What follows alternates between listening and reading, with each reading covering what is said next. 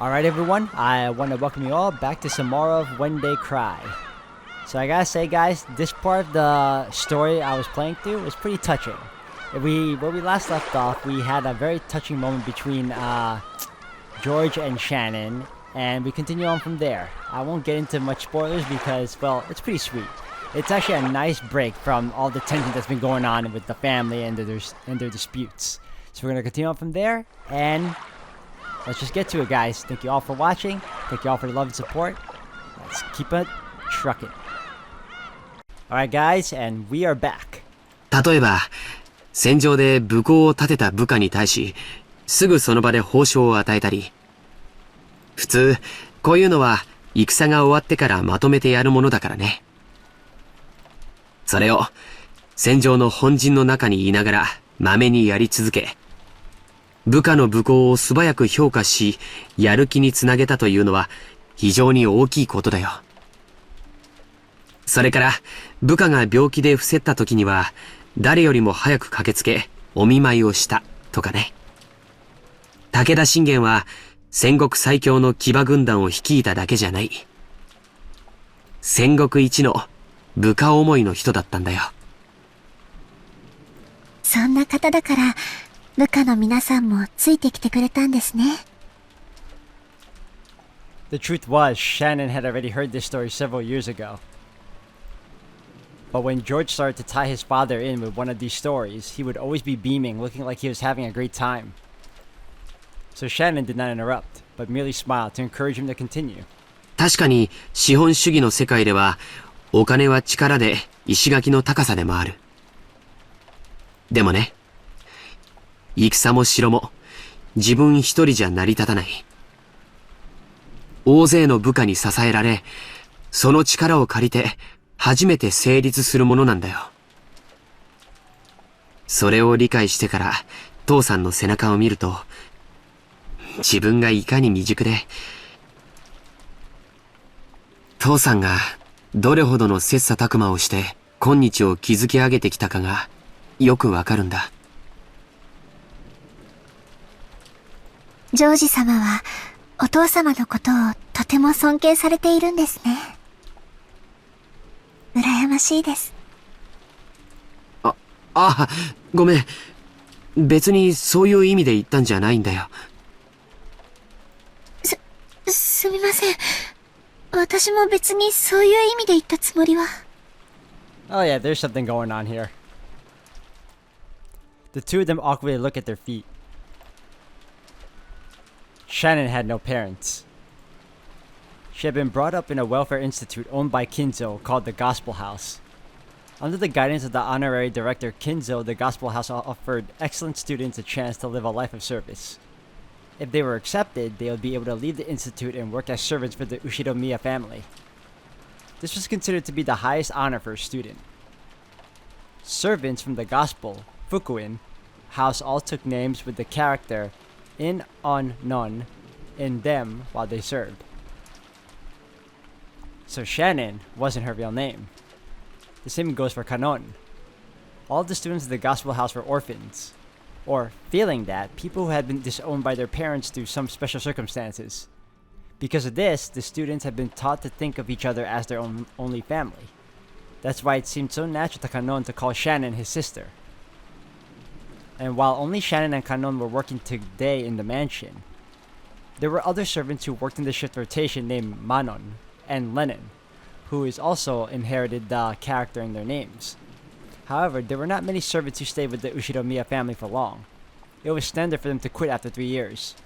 So you could probably say that Shannon, who had been working for over 10 years, was a very rare exception to the rule.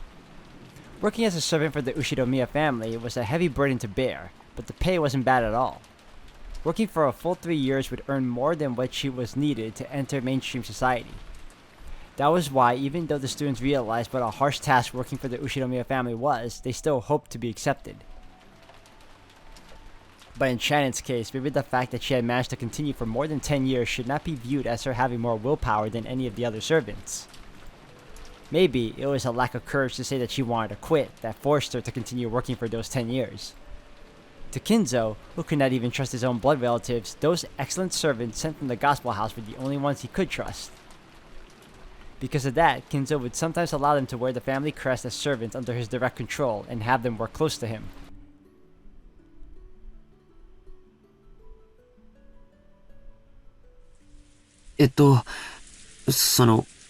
もう勤めて10年近くになるんだっけ？だいぶお金も貯まったんじゃないかい？どうでしょう。別に私、買いたいものも特にありませんし。ほんの何百万かあったって、それで残りの人生を過ごせるわけもありませんし。I hope I'm wrong, but I get the feeling this guy is feeling her out in terms of how much he saved because he plans on manipulating her in terms of using her savings. I hope that's not the case. I honestly hope he does care about her, but like I said, I've been feeling iffy with this dude from the get-go, and I like Shannon so far. 目標の額があってお勤めを続けてるわけじゃないのかい？そうですね。私はこのお屋敷以外に行くあてもありませんし、お嬢様とも他の使用人の子たちとも仲良くやれてますし、奥様には時折お叱りを受けますけど、バラの世話やお屋敷のお掃除も楽しいですし。でも、それはシャノンちゃんの、サヨちゃんの人生じゃない。Ah, so that's her real name, Sayo.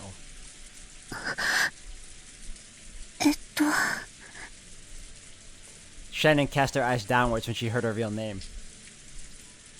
She understood what George was trying to say and closed her mouth. 僕は成人し、社会人になってからも勉強して分かったことがある。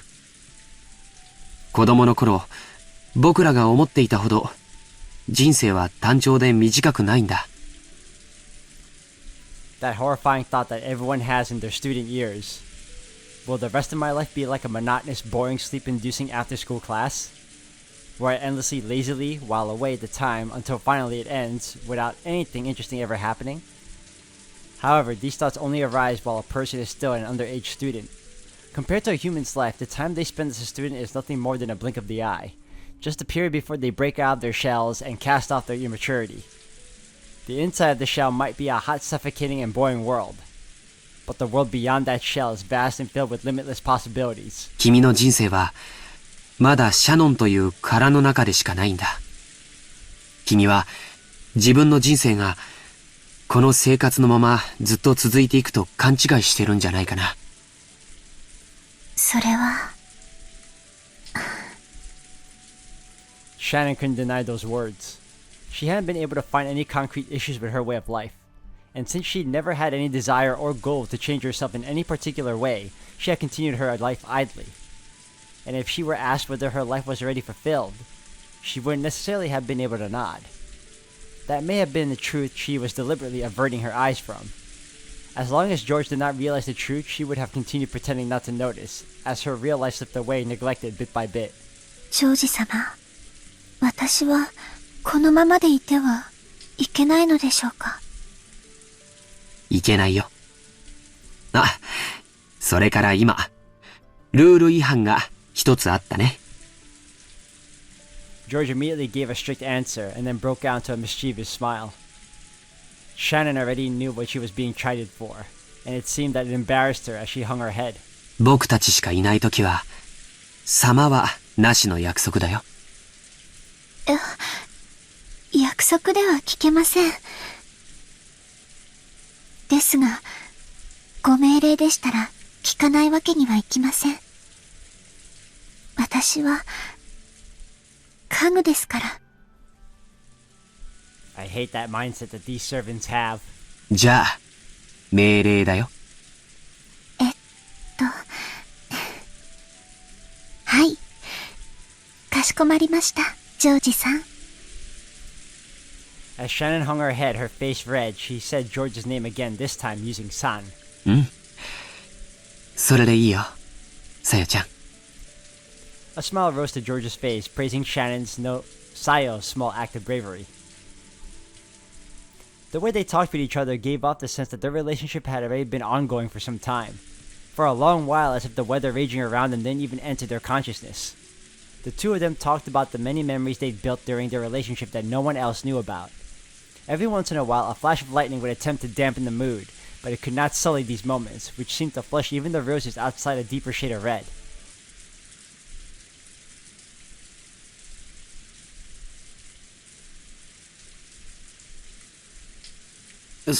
そうだ。君に見せたいものがあって。なんでしょうか? George, who had been speaking eloquently, suddenly started to stutter. From his manner, Shannon too understood something. George timidly searched through his pocket for it. It got caught deep in his pocket somehow and came out somewhat slowly and awkwardly in the same manner as his speech. It was a very small box. Wait a minute. A small box covered in a deep blue velvet. Is this guy gonna propose? Its characteristic shape was enough to make anyone realize what was resting inside. Shannon had been preparing her heart a little, sure of what it must be. But even so, when she actually saw it, she couldn't avoid blushing once more. George opened the small box, took it out, and held it out for Shannon to take. これを君に受け取ってほしいんだ。このような高価なものは、お受け取りできません。受け取れない？いえ、こんなもの、私には、過ぎていて。さよ、これはお願いじゃない。命令だよ。この指輪を受け取って。ね。Okay, that's... Okay, I understand the whole order thing. I know for her, it's the only way for other people to... Or the only way for her to accept certain requests or suggestions. But in this particular instance, I feel like that's the wrong way to go about it. Even though it's pretty much upfront that it's played in a romantic sense.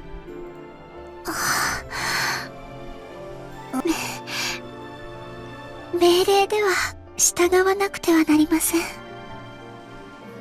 うん、そうだね。いい子だよ。That explains why I saw in the intro she had an engagement ring on her hand. Shannon, not wanting to show her bright red face, timidly accepted the ring from George's hand while still staring at the ground. That ring wasn't a simple accessory. It was a noble object which since ancient times was meant to be offered to a special woman with a special meaning. So while George could order her to take it, he could not order anything beyond that. Anything beyond that would depend not on an order, but on Shannon's, no, Saya's own will. Oh, okay, well that explains my my concerns. That's good. It's addressed. Alright, so this guy still has some scruples. だから、ここからはもう命令じゃない。さよ、明日までに言葉でない形で返事がもらいたい。わかるね。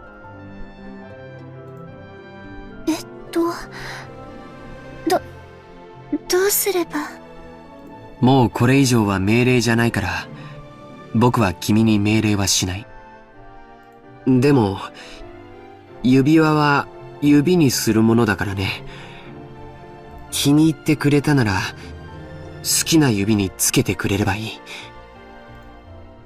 Shannon had only pretended not to know. She had already understood what he wanted her to do. But she was standing at a huge crossroads of her life. もうこんな時間だね。今夜はこれくらいにしよう。George faced away from Shannon, seeming slightly uncomfortable. 君に左手につけてほしいと命令することもできるかもしれない。君も命令されればそれに従えるという臆病な甘えがあるかもしれない。でも最後のここだけは君のさよの意志でしてもらいたいんだ。わかるね。はい。だからそれが命令。今夜よく考えて明日その返事を見せてほしい。Shannon nodded back. Today was the culmination of their long relationship. This moment had not come as any surprise to Shannon. そろそろゲストハウスに戻ろうか。これ以上遅いと、みんなを心配させちゃうよ。すみません。私、お屋敷に用を思い出しまして、お屋敷へ行かねばなりません。こんな時間に本当かな。George stared into Shannon's face as he laughed mischievously. He had seen through that obvious lie of Shannon's, but imagining how she felt, it wasn't as if he couldn't understand her embarrassment and why she might ask to be alone. And so George, having understood Shannon's lie and all that was behind it, allowed her to leave.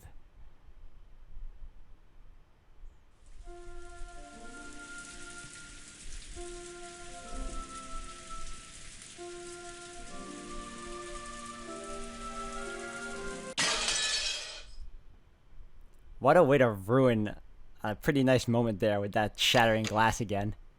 It's 11 o'clock at night now.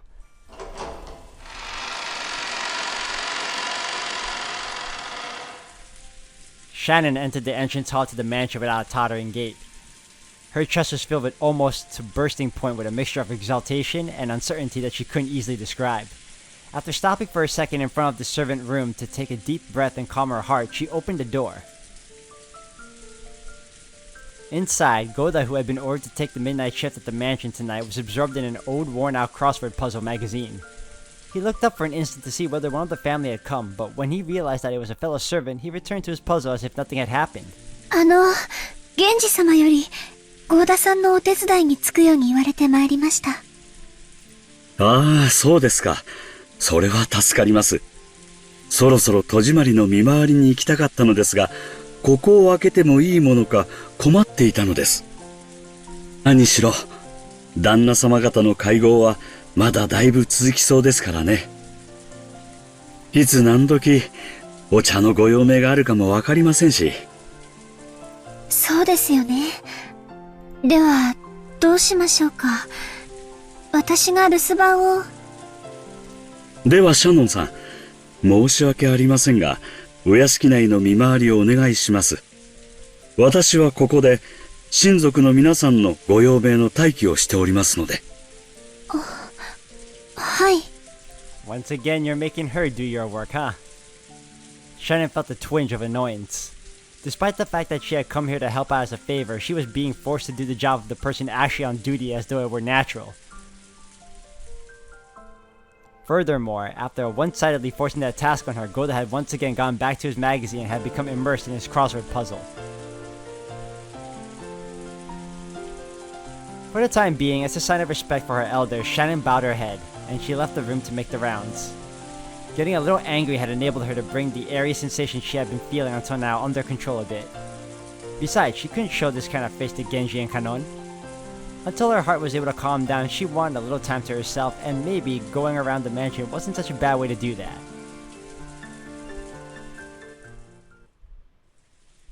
From the dining hall, she began to hear the tumultuous voices of the family's discussion. Someone would speak at great length and would then be opposed by someone else. That rebuttal would continue in a very long, drawn-out fashion until opposed by yet another person. They kept on repeating. It was as though their displeasure was seeping out through their voices. She had been told to go to the guest house, so it would be bad if she was discovered by Kraus. Thinking that, Shannon quick-footedly slipped by the entrance to the dining hall. Then inside the mansion, controlled by darkness, she began to check that the house was all closed up following a prearranged route. She walked down the hall, checking that each window was closed. On Rokenjima, there were no humans other than the family, so in actuality, closing up wasn't that terribly meaningful of a task. Until Natsuhi had scolded them that this attitude was careless, closing up had not been customary in the Ushiromiya family. The metal fixtures in the completely chilled windows were freezing, and every time she went to check on them, one by one, it felt like the glow in her heart seemed to cool down.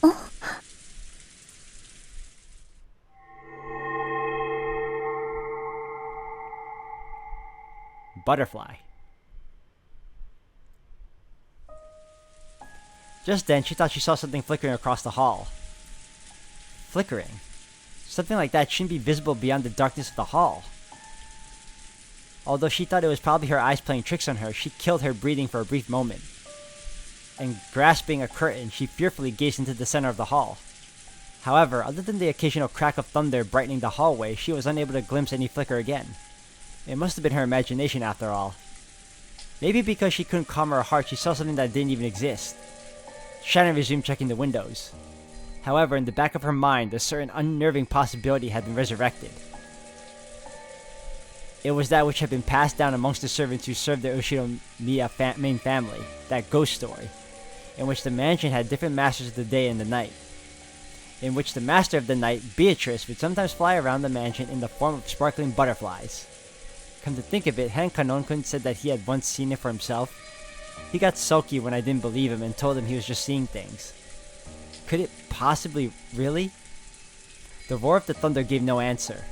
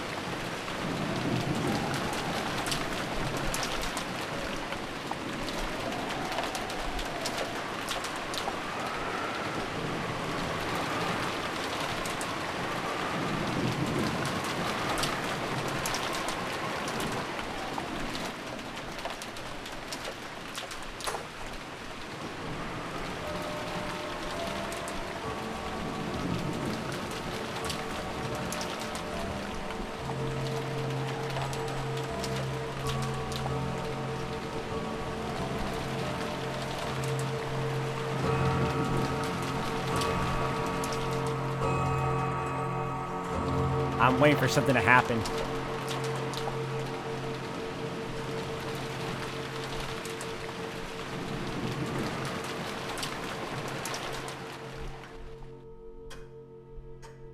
Okay.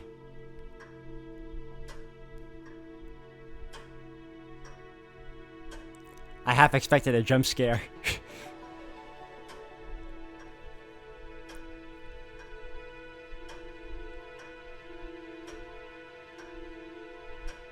I can tell the tension hasn't dimmed at all.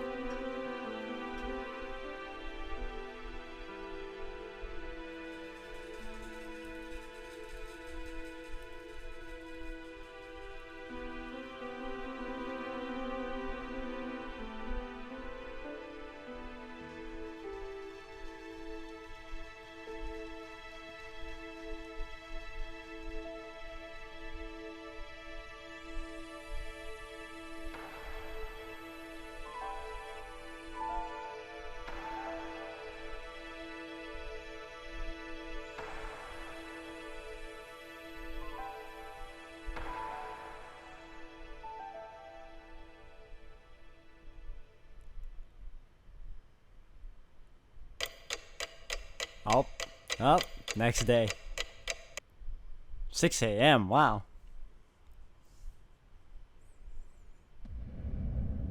October 5th, 1986.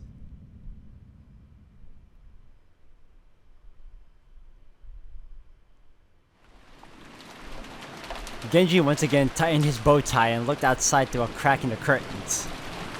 Maybe the rain had died down a tiny bit since the previous night, but it didn't look like the thick rain clouds were planning to let any trace of the morning sun get by. The morning was dim and far from refreshing. やはり今日いっぱいはやみそうにないか。お待たせしました、源氏様。Kanon finished checking his appearance and exited the washroom. In a normal schedule, it was rare for anyone to have to suffer going straight from a midnight shift to a morning shift. It was a special system for just the 2 days of the family conference. But then, as long as the typhoon didn't leave today, the relatives' stay on this island would last until tomorrow. Kanon thought that it was best to be prepared for the special schedule to be extended one more day. The two of them left the guest house, opening their umbrellas. The rose garden had been devastated by the wind and rain last night. Even though they had spent several days making it beautiful to welcome the guests, it had only taken one stormy night to ruin it. Kanon sighed. The two headed for the mansion. They were supposed to meet up with Goda and prepare breakfast. Goda was such a perfectionist that he would undoubtedly have been up for some time already and now be in the middle of preparing a breakfast both exquisite and as elegant as glasswork. They reached the overhang by the entrance to the mansion and folded up their umbrellas. Genji took from his pocket a bundle of several keys and used it to unlock the front door. There was nothing on Rokenjima outside the Ushiromiya family mansion, so there never used to be a custom of locking up. However, Natsuhi had ordered that it be a part of their duties to lock up the mansion from around midnight to early morning. And unlocking in the early morning was to be done by the servants who had the morning shift. Since Goda would begin the preparations for breakfast as soon as he woke up, this task was to be undertaken by Genji and Kanon. Silence had fallen in the mansion, giving the impression that the mansion itself was still asleep. では、朝の仕事を始めよう。はい。The two of them split up and began opening the curtains throughout the mansion. If the curtains remained closed, the inside of the mansion would be unable to shake off its gloom, as if it hadn't yet managed to escape the previous night. Kanon, following a well-versed procedure, went around the mansion opening one window after another without having to retrace his steps once. Even with this horrible weather, by opening the curtains, it began to feel just a little bit like morning. While doing that, he passed in front of the kitchen. Even though he hadn't yet smelled anything, his empty stomach started aching in anticipation of the scent of Goda's much bragged about cooking. おはようございます。He tried to greet Goda, who he had thought would be preparing the meal inside the kitchen, but Goda was nowhere to be seen. The kitchen was darkly lit, and never mind the curtains, the ventilation fan wasn't even spinning. It was still cold in the room without a hint of a flame, and of course no preparations for breakfast were taking place. Although it must not be a lot to happen, maybe Goda had overslept. Servants are humans too. They can sometimes fail to wake up or something and be late as a result. In the rare case of that happening, it was the virtue of a servant to casually smooth the situation over so as to not cause an unsightly scene, and to make sure that their masters never even noticed that such a mistake happened in the first place. Kanan took up the receiver of the phone fitted to the wall and dialed the extension number for the room where the servant slept. He couldn't hear the characteristic sound of the dial tone. Kanon tried picking up the receiver again, but even so he couldn't hear the usual dial tone. He tried dialing again, but it had no apparent effect. Could it be that the lightning last night had caused a mechanical fault and broken the internal telephone lines? The equipment in this mansion was all worn out. Kanon finally understood that even the smallest thing could have caused it to break down. Kanon gave up trying to wake him with the phone and dashed off to the room where the servant slept.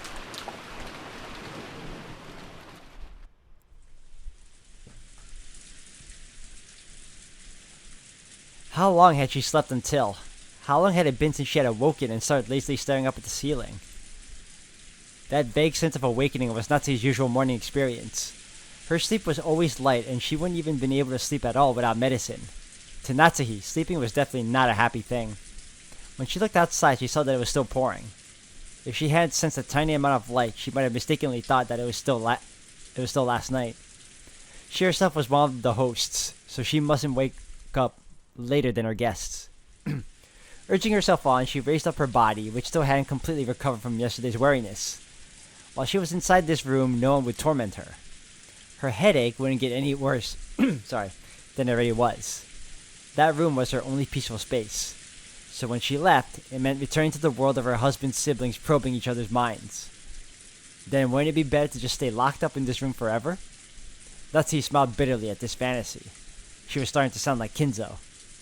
Even though most of the time she would call Kinzo names for staying locked up in his own room and taking no notice of anyone, the truth was that she actually longed to do so herself. Natsuhi gave her head a small shake, and her fantasy was replaced by the reawakening of her usual headache. She just can't catch a break, can she?